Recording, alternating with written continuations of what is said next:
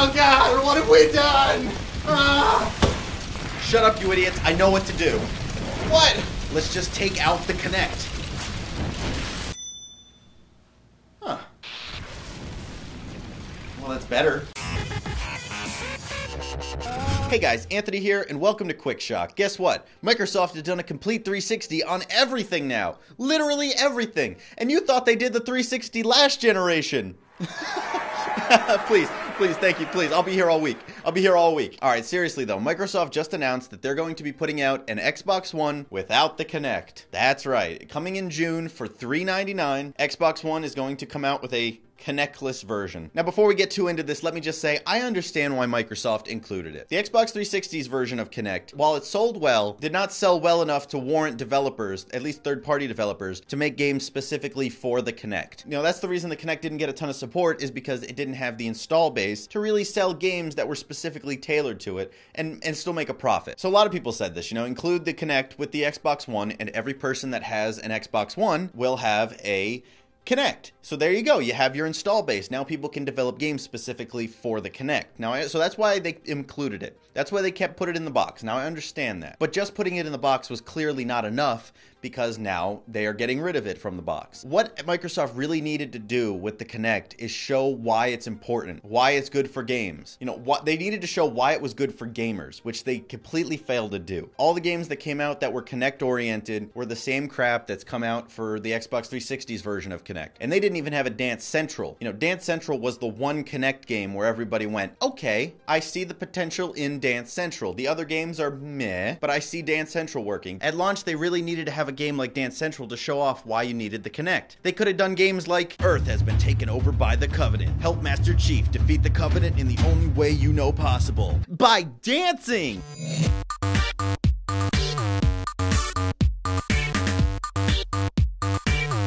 In a world where racing is everything, it is up to you to rise through the ranks and become the world's best racer. And the best dancer!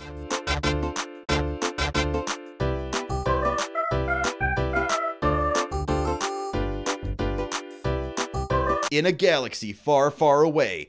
Well, shit, I don't even need to fake this one. Oh my God!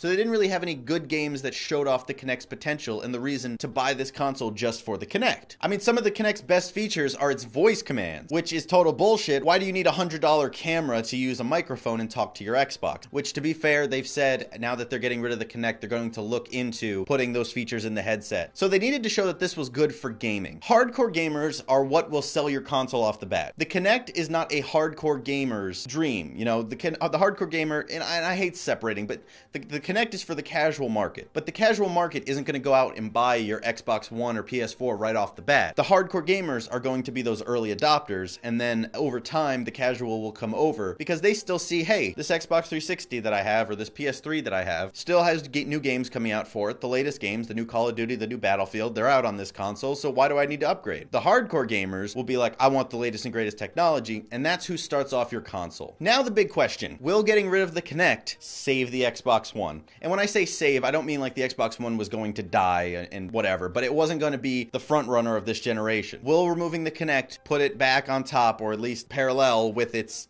competitors? I really don't think so, and here's why. The price only matters to the casual market. The casual gamers that walk into a store, that one's $3.99, that one's $4.99. I'm going to get the $3.99 one because they look the same. But unfortunately for the hardcore gamer, they see past that. They look at the actual technology behind the box. You know, price doesn't matter as much to the hardcore. Sure, it's a factor, but then they look, okay, well, multi-platform games run better on that console, and it's the same price, so I'm going to get that one. Even though the Xbox One is coming down to the same price as the PS4, that doesn't mean it's the same value as the PS4. I'm trying not to hate on the consoles, but these are just facts, okay? The PS4 is more powerful than the Xbox One. They have said that getting rid of the Kinect running in the background may help the Xbox One get a little bit of power that it didn't have before, but honestly, I don't know if it'll be enough to catch up to the PS4. There is a pretty big hardware gap there. And unfortunately, Xbox can't do anything about that now. You know, they have 5 million units out on the market. They have to keep the console the same power. They can't change that anymore. I think the hardcore will still pick the PS4,